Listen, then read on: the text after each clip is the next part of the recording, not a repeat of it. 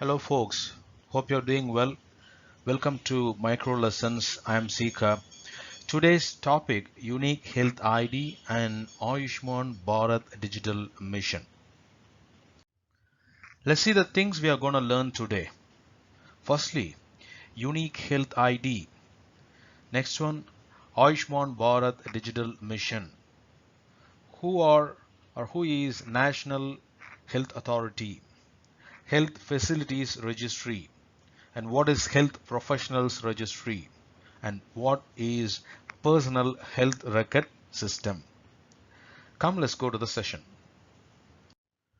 What is Ayushman Bharat Digital Mission? It is a government initiative to create a foundation or the basic skeleton or framework required to create integrated digital health infrastructure within double quotes integrated digital health infrastructure so that it will benefit the citizens and patients in an efficient manner. To understand what exactly it is, we need to understand the number of stakeholders who are contributing towards the healthcare of a society.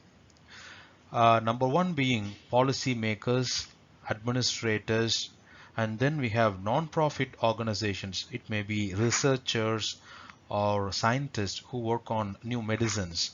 And then you have the direct stakeholders such as your primary care physician or doctor or clinic, small level clinic. And then you have big hospitals where so many doctors practice. And then the insurance companies who reimburse your healthcare claim. So today's world, they all are working separately, isolated, siloed in their own way and keep their own type of health records of the citizens and patients. They are not connected. They are not interconnected between themselves.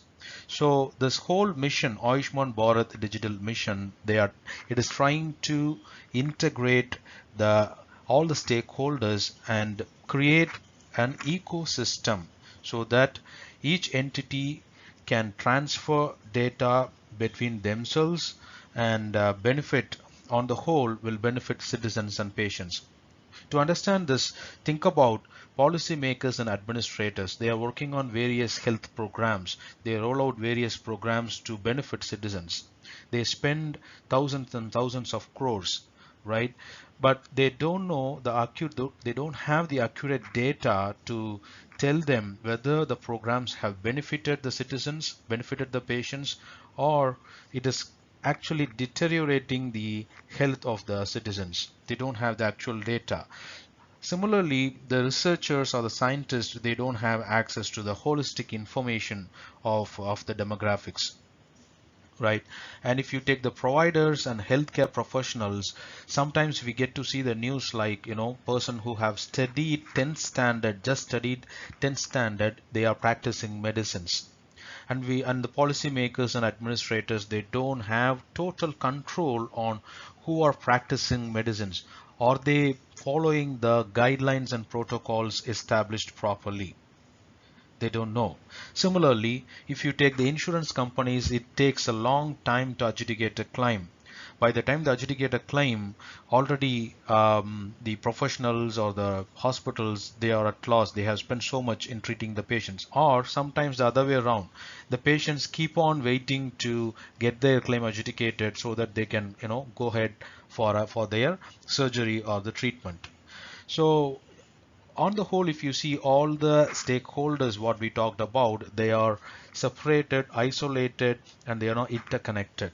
Now, the aim of Ayushman Bharat Digital Mission is to integrate all the stakeholders participating in healthcare so that policymakers and administrators will know who exactly following the protocols and who are not. Is there a transparency in pricing of the health services? Somebody is pricing more, or the scientists can know, okay, for this particular region, there is a problem in healthcare. They are being affected by dengue or malaria most often. We need to find a solution for that. That type of information will be rightly available for the scientists or the researchers.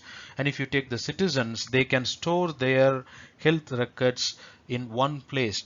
For example, I go and visit a doctor today, okay, and down the line, maybe for the same illness, I go and visit some other doctor after 3 months or 4 months. I have to remember everything what happened in the past, or I have to take all the papers, for example, the previous prescriptions, previous diagnosis information, everything in paper to the new doctor. Even then, the information we'll tell to the doctor may not be accurate. So that will end up being treated with inaccurate information, so the treatment may not be rightly suited, right? So that type of problems are there. Those will be completely addressed by integrating the data points. So all the providers will have access to the healthcare information upon our consent, upon citizen or patient's consent. If you don't give consent, you still, you can carry the papers and visit the doctor. That's totally fine. But if you give consent, you digitize your information. Even after 2 years or 3 years, you can share the past history, what has happened to a doctor, and get treated in a more accurate or efficient way. Similarly, the entire claims processing can be made much quicker, and government will know if they are denying some claims, on what grounds they are denying it. So all kinds of information are being, tied to one single platform. This is what is called ABDM ecosystem, which means each entity will benefit themselves and also the other. This is called the Ayushman Bharat Digital Mission. We have learned how ABDM wants to integrate each and every stakeholder present in the healthcare system, right?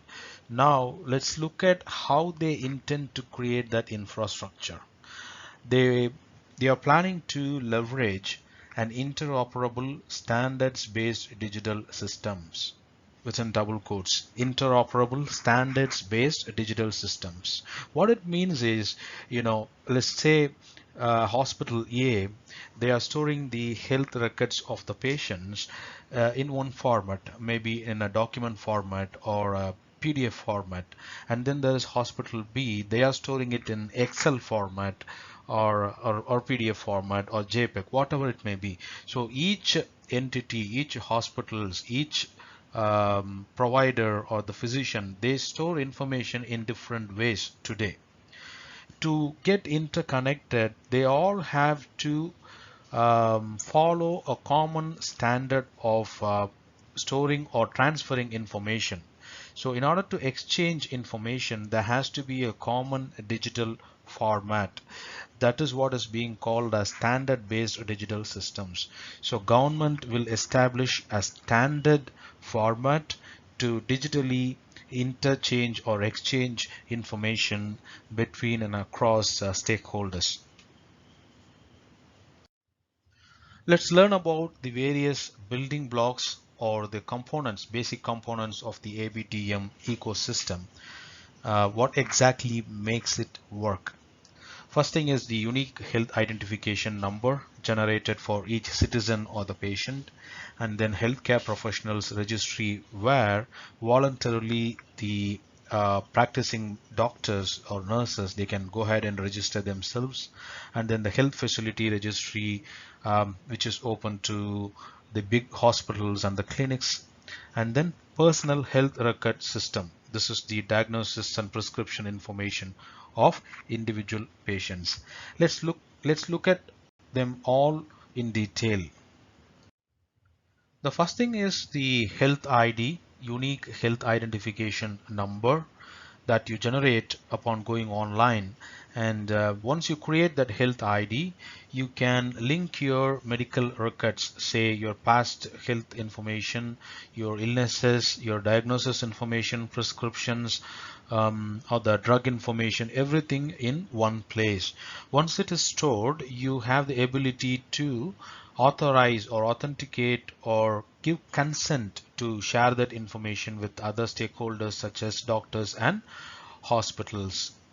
That is health ID. Now, the second is the comprehensive repository for healthcare professionals. When we say professionals, we refer to, or we mean the doctors or the nurses or the people who professionally practice medicines. They go online and register themselves saying, I have studied this UG, I have studied this PG, and I got authentication or the authorization to practice medicine in this locality. That's how they register.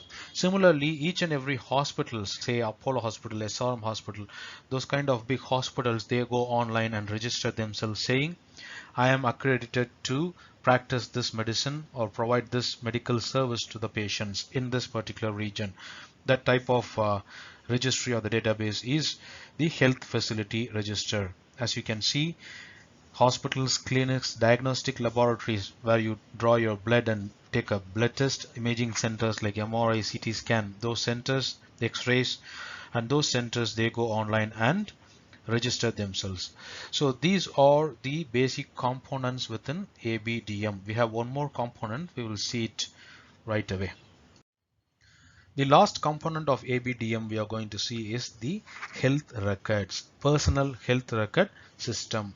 This is nothing but your health information. So as we discussed earlier, there's going to be a mobile app. Using the mobile app, you'll create a health ID. Once the health ID is created, you link your health information, or first you store your health information and then link your health information to the health ID. Now, once you have done that, if you fall ill, you go and visit the doctor. You provide your health ID. The doctor will be able to pull up the health ID, your past record, and now after doing the diagnosis, he will link the prescription, the current prescription, to your health ID, so that you all collectively create a longitudinal record of the health care, right? Once it is done, you will be able to see the health records, using the mobile app tied to your health ID, and then manage your consent. So you have all the information in one place. This is where you manage your consent. You give appropriate consent or authorization to share your health information with other stakeholders. So what personal health record system means is that all the health records pertaining to the individual or the citizen or the patient stored in one place. That is called as health record system, and also in a particular interoperability standards that we saw earlier. So it's going to be in one standard format so that the data can be exchanged in a more efficient manner. So when we say PHR system, you need to think about the immediate thing you have to remind yourself is the interoperability standards, a common standard format to interchange or exchange health information. Okay folks, now that we have understood what is ABDM ecosystem and all the various stakeholders and how it is going to be an integrated infrastructure or integrated platform where the various stakeholders can exchange information in one common format, and what are all the benefits for the citizens, for the patients, for the hospitals, doctors, and everybody else. Now it is time to understand the people behind this ABDM. And who are they? It is none other than National Health Authority. National Health Authority is the one implementing this ABDM ecosystem along with or coordinating with the different other ministries and departments. This NHA is also responsible for the National Digital Health Mission, under which this ABDM comes into play. Not only this ABDM, NHA is also responsible for implementing the most popular or the famous scheme or the insurance scheme called Ayushman Bharat Pradhan Mantri Jan Arogya Yojana. Please take note of it, PMJ scheme, which is popular. Another scheme or another mission implemented by the NHA. A little bit of history before we wrap up. The NHA's origin. The National Health Authority was previously called as National Health Agency. Please note it, agency. On 2nd January 2019, this National Health Agency got transformed by giving full functional autonomy into something called as National Health Authority, and it is an attached office, or it functions under the control of Ministry of Health and Family Welfare. In fact, there is going to be complete board, governing board, with the chief executive officer as the chairperson. This chief executive officer is going to be the person of the rank of secretary to the government of India. So please remember the ministry involved, which is the Ministry of Health and Family Welfare, and the previous name was National Health Agency. That's all about ABDM and unique health identification number, folks. Thanks for listening. I've given all the important links here for your further reading. Go ahead and learn. And once again, thank you all for listening. We'll talk to you soon. Bye.